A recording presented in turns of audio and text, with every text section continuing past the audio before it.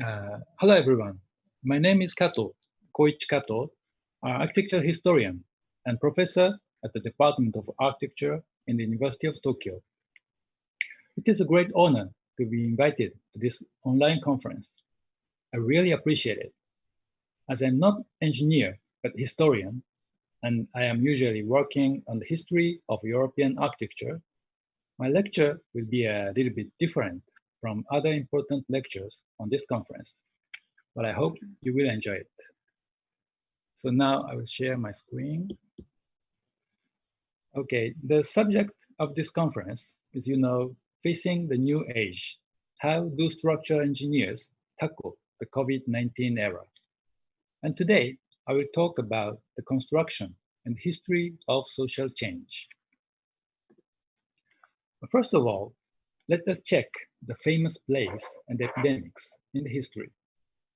We are now in the epidemic of COVID-19, but there are so many other examples of epidemics in history. The point is, these epidemics were often occurred in the lively urban activities in densely populated cities. It is a matter of course. Because of the population and its density, the plagues and epidemics broke out. And today, I will present the case studies of what happened to the construction activities at the era of pandemic in late medieval Europe. In the 14th century, the pandemic of the Black Death caused a serious depopulation in many cities in Europe. The death toll reached 1/3 or even 2/3 of European population. In that serious situation, what happened to the construction activities in Europe? Before talking about these difficult circumstances in 14th century, let's see from wider point of view and understand how the 14th century was like. According to the researchers in environmental archaeology, there was a period of globally warm climate from 10th to 13th centuries that is called medieval warm period, MWP. People may feel negative about global warming today, but thinking about medieval Europe, the warm climate during these 300 or 400 years brought a good harvest, and thus it caused a population growth.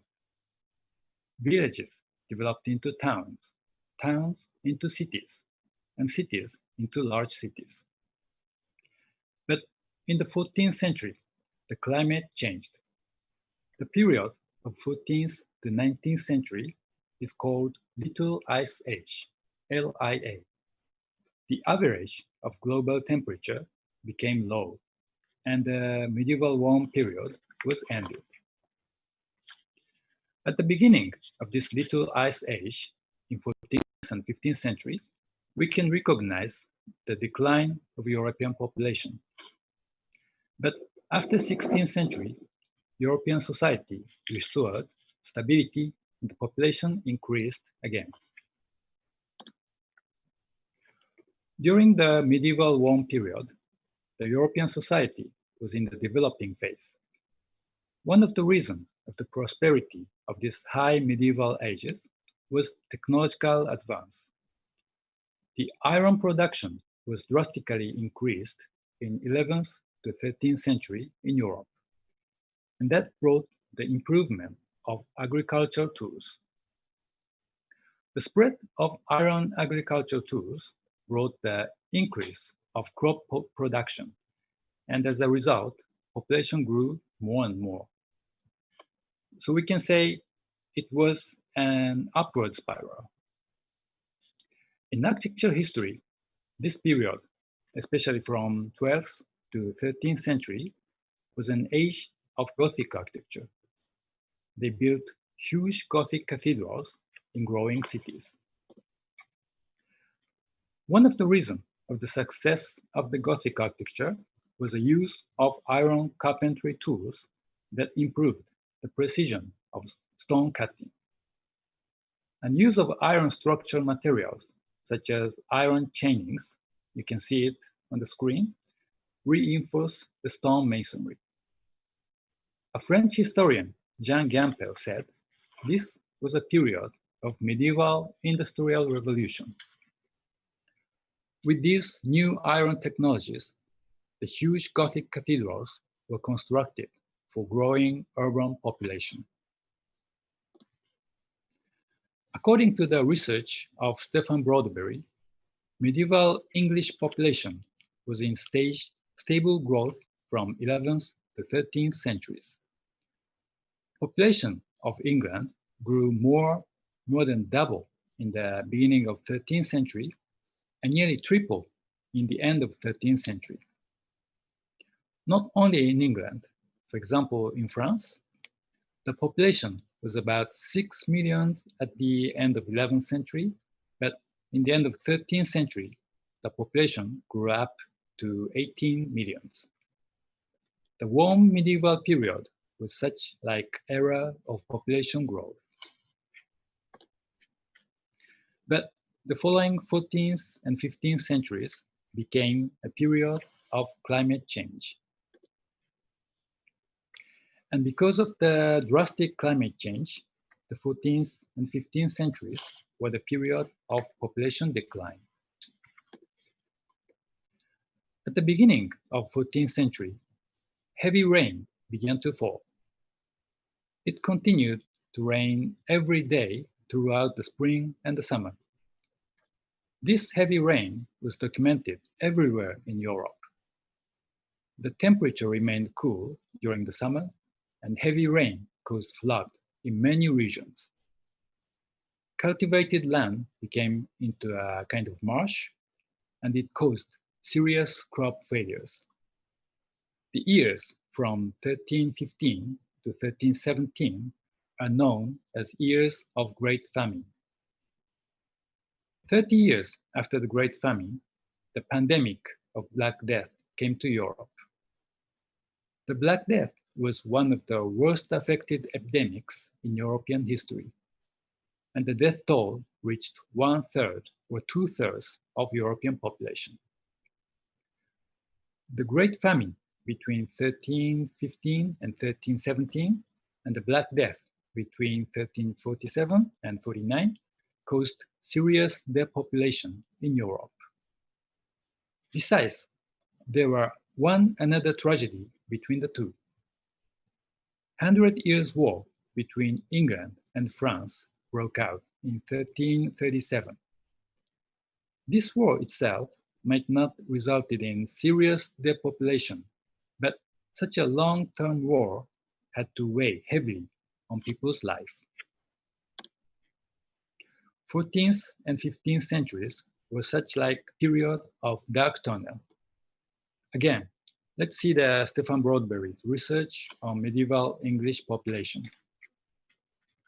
As you can see, in 1315, year of Great Famine, and in 1348, year of Black Death, we can recognize the remarkable depopulation.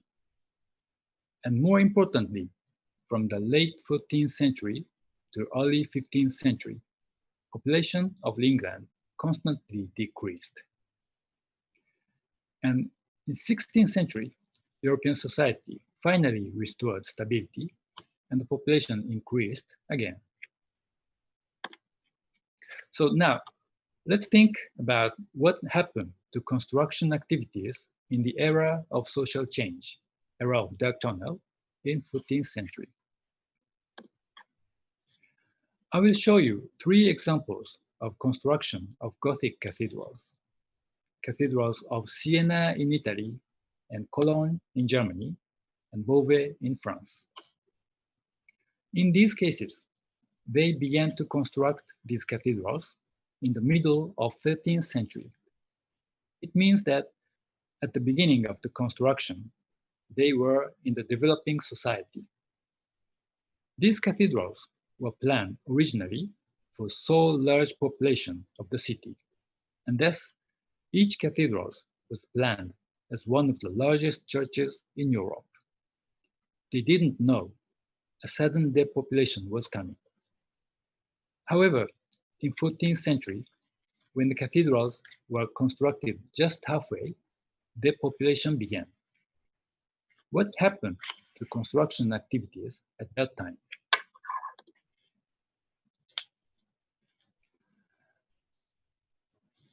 Sorry. In case of Siena Cathedral, the first building was constructed between 1226 and 1284 in medieval growing city. But people in Siena did not seem to be satisfied with the scale of the first building. They began to enlarge the first building, and in 1317, the larger cathedral was completed. 1317 was a year of the Great Famine. Maybe they stopped the work because of the social and economical situation. But after that, people in Siena started again on a new and more ambitious project. The third construction project was proceeded between 1339 and 1357. By means of connecting an entirely new and new nave perpendicular to the existing nave, the cathedral was planned to expand more than double in size. They built the walls and arches adjacent to the existing building for this new project. But in 1348, pandemic of Black Death attacked the city, and the construction work stopped. The Black Death of Siena in 1348 was one of the most rampant pandemic in Europe. 80,000 people died, and only 30,000 survived in total. At the beginning of 14th century, people in Siena needed such enormous cathedral. But after the pandemic, they didn't need it anymore. The construction stopped completely, and they used the existing cathedral as it was. Even today, we can see the ruin-like structure beside the cathedral. In fact, there is a cathedral museum inside the ruin. People use this unfinished structure until today. Now, let's see the next example. This is also a famous Gothic architecture, Cologne Cathedral in Germany. The construction of this cathedral began in 1248. And after 70 years of construction, the eastern half of the cathedral was consecrated in 1322. But after the consecration in 1322, the construction work made very slow progress in the difficult era of 14th and 15th centuries. The construction lasted more than 200 years after the consecration of eastern part, but the work of the cathedral didn't complete at all. Finally, in about 1530, the construction was abandoned. One drawing of Cologne Cathedral of 1824 shows us the appearance of this unfinished cathedral. 300 years had already passed after giving up the construction. We can still recognize the crane on the tower which had been under construction. The crane had been a symbol of this incomplete cathedral. But in Cologne, situation had changed in 19th century. The construction site was resumed in 1842, and in 1880, it was finally completed. So we can say, in fact, the facade of Cologne Cathedral is not medieval architecture, but it is a 19th century modern architecture. And this is the last example. The last one is Beauvais Cathedral in France. This cathedral is very famous for its gigantic scale and its incompletion because of its technical reason. It has highest vaulting among all Gothic cathedrals, and the vaulting is reached 48 meters in height. But it might be too high for the stone masonry building. The stone ceiling fell down twice in history. In Beauvais, the construction of the Gothic Cathedral began in 1225, and the eastern apse was completed in 1272. But 12 years after the completion of this eastern part, the stone vaulting fell down by itself. It was a catastrophe. Heavy stones fell down, one after another, from 48 meters high. The piers and walls were destroyed, and stained glass windows were broken into pieces. The next 60 years were spent for the reconstruction of this eastern apse. And then there came Black Death and 100 Years' War. The construction of the cathedral was interrupted for 150 years. It was also a consequence of the social change in 14th and 15th century. And then, in the beginning of 16th century, they tried to restart the construction of this building. At first, they built the crossing transept from 1500 to 1548, and then they built the crossing tower from 1563 to 69. But it was a wrong decision. Again, the tower and the stone ceiling fell down because of its heavy load. After the accident, they never tried to build the tower again, and they abandoned the construction of unfinished western half. Today, Beauvais Cathedral is still incomplete. The incompletion of the cathedral was certainly due to the technical reason, but the interruption during the 14th and 15th centuries was also a result of drastic social change. Now, let's go back to the question. We know what happened to construction activities in 14th century. The attitude toward constructions were, let's say, ad hoc and agile. The important thing is they didn't build new churches for the new society. They didn't demolish the two large incomplete cathedrals, and they didn't build new small cathedral for the depopulated city. They just continued to use the half-completed buildings with minimum adjustment. That attitude might be an important suggestion for us today. We are in the middle of drastic social change in COVID-19 era. And in my opinion, 14th century Europe is one of the key history that shows us important examples. In recent years, I'm doing my research on architecture history from the viewpoint of architecture in time. Study on the 14th centuries is one of the case studies, but there are many other interesting examples. So I'll present another case study concerning the late antiquity in the remaining time today. I think all of you remember this first plan for Tokyo 2020 Olympic Stadium designed by architect Zaha Hadid. This ambitious project was not realized.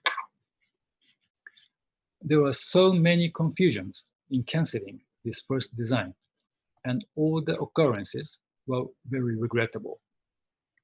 The difficulties in realizing this enormous project were caused by the fact that we are in the era of social change. This stadium has a seating capacity of 80,000. This might be a necessary capacity for the Olympic ceremonies, but we are in the difficult era to maintain such huge stadium after Olympic. Now let's go back to history. This is world's famous stadium, Roman Colosseum. Actually, it was not a stadium for Olympic Games, but amphitheater for gladiator combats and animal fights. But this Roman amphitheater had a capacity of 40,000 to 80,000, so it is similar to the Olympic Stadium in capacity.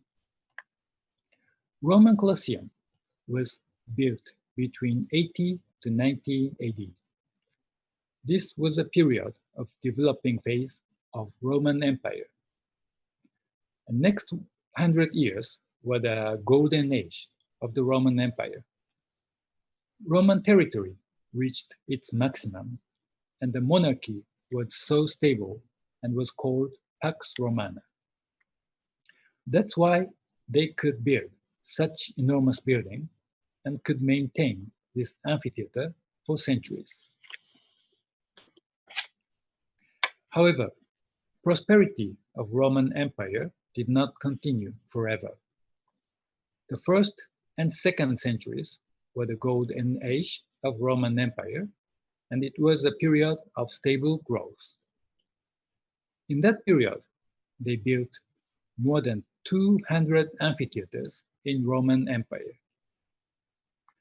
But in 4th and 5th centuries, decline of the empire began. One of the main reasons of the decline was large inflows of immigrants, well known as invasions of Germanic tribes. In this unstable society, Roman people could not continue to use the amphitheater. Instead, they transformed the building into military fort. This is an old map showing the city of Nîmes, one of the Roman cities in southern France. The city shrank in this period of stagnation, and they built city walls around this rather small city. At that time, the former amphitheater was merged into the city wall, and the building became the important defense of the city. Getting over this difficult era, European cities restored the stability and development. After 16th century, population increased again. This picture shows the second transformation of former amphitheater. This is a former amphitheater of Arles, one of the Roman cities in southern France. The structure encircled more than 200 houses. In this case too, the amphitheater first converted into fortress, and then people began to live inside the structure, and it turned into a kind of collective housing. Or maybe we can say it's a small city. This is a Google map satellite view of Florence, Italy. Now you can recognize something.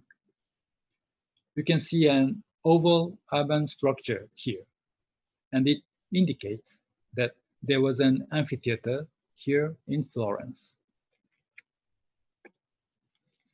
Actually, the main structures of amphitheaters are these radiating walls which supported the seating tiers that surrounded the central performance area. At first, people began to live inside the structure between these walls and arranged the space as residential. And then they built new houses inside and outside the structure, and the whole structure transformed gradually. And then one day, these two straight streets penetrating the amphitheater were constructed. So when we visit here today, we can recognize this curved wall. Tourists just pass by, not realizing this curved wall is a remain of ancient amphitheater. They may think European townscape is romantic or something, but the reason of the curved wall is this transformation of the historic building. studying these examples, I made up a catchphrase from architecture history as moment to architecture history as duration. Traditional architecture history as moment used to be a chronological catalog of building completion. For example, in the textbook of architecture history, Roman amphitheater appears only once in the chapter of ancient Rome. But as we saw today, Roman amphitheaters were converted in military fortress in the medieval age, and then into collective housing in Renaissance age. Contrary to the traditional way, the architecture history as duration is a new methodology focusing on afterlife of architecture or history of reuse and transformation of buildings. This new way of seeing history found the interesting example of 14th century that I present today. In the 21st century, we are in the era of social change and climate change. And now, global epidemic of COVID-19 advances the social change drastically. Maybe we are in the transitional era from modern age to unknown new age. Considering constructions, in my opinion, we don't have to demolish buildings of modern age as if they are no longer useless for our society. And we don't have to build something new for the new age. Learning from history, the important thing will be ad hoc or agile attitude. Apart from the masonry construction in medieval age, the construction today does not need such long term. So today, we may not meet the case of incompletion of the building like 14th century. But we may think about afterlife for building today. We can reuse and transform the existing building for coming new era. Thinking about engineering or technology of construction, we should develop more the technology of transformation or renovation of existing building. This kind of additive way of construction will have more importance in post-COVID-19 era. That is my conclusion today. So thank you for listening to my lecture, and I'm very glad if you enjoy it. And again, I'm deeply grateful to the member of committee of IABSE for inviting me to the conference and for all the support. My lecture was not on engineering, but on history. The audiences might be a little bit confused. If you have any questions or comments, I'll be really happy to hear from you. Thank you very much.